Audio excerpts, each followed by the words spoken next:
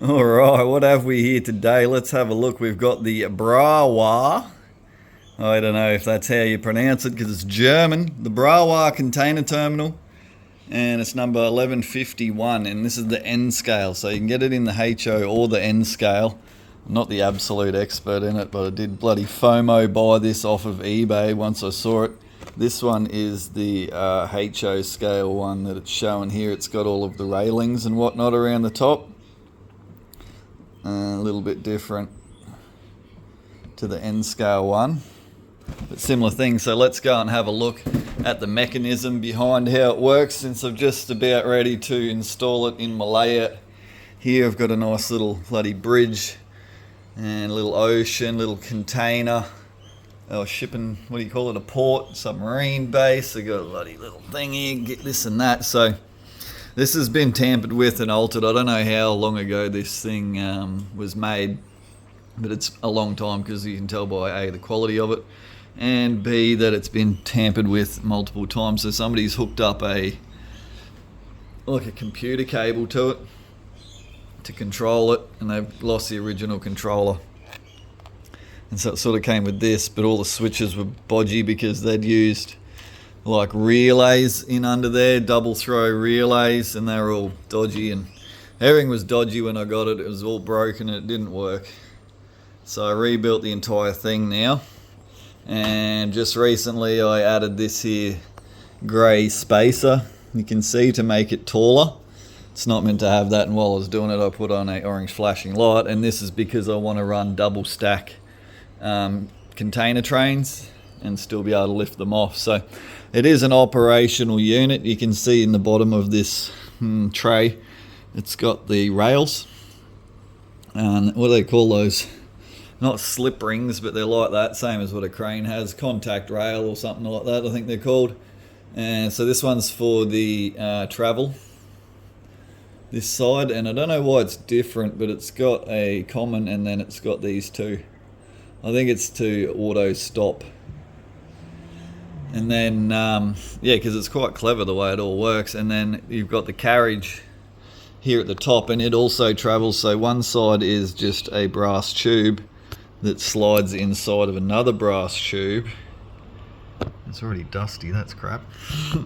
And the other side is, and then this at the bottom, this motivates itself. It's got a brass screw thread. And then you've got a worm gear here.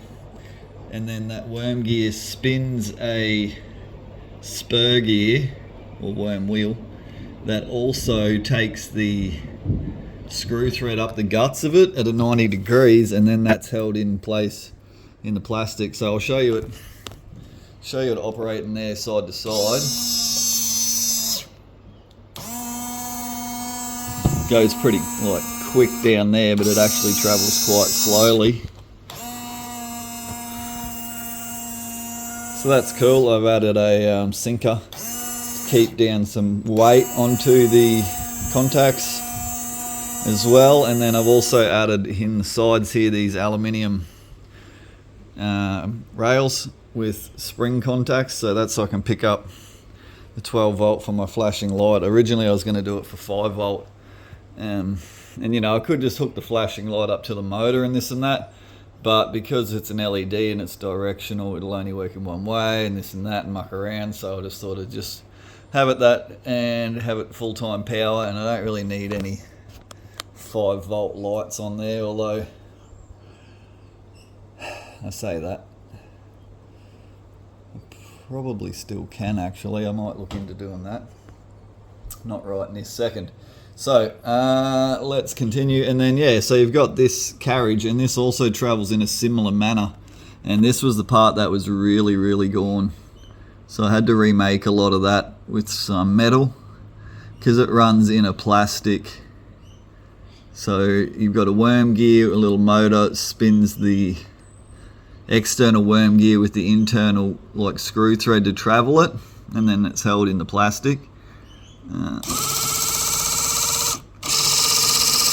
And so all that plastic was melted and deformed and everything. It was slipping and skipping, and that actual gear was stripped. I don't know, I think I remade the gear with bloody thread and glue. Like remade the teeth on it. Anyway, that's cool, it travels. And it also automatically stops because it's getting its power from these slip rails up in there. You can see when it gets to the end it stops, so that's cool. And then